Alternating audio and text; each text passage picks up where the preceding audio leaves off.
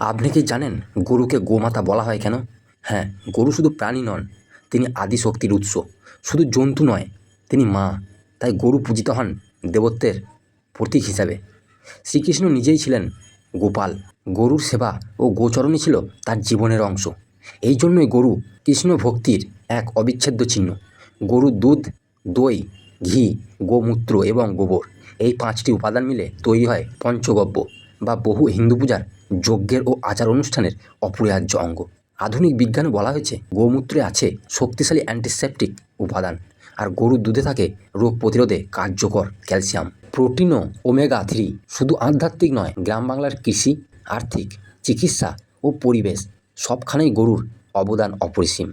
তাই বলা হয় গরু দেবী লক্ষ্মীর রূপ, প্রকৃতির আশীর্বাদ, ভক্তির প্রতীক। যেখানে গোমাতা সেখানে কল্যাণ, যেখানে গরু পূজিত সেখানে শান্তি। ভিডিওটি ভালো লাগলে লাইক করুন এবং চ্যানেলটি সাবস্ক্রাইব করুন। দেখা হচ্ছে নেক্সট কোনো ভিডিওতে। সবাই ভালো থাকবেন, সুস্থ থাকবেন। ধন্যবাদ।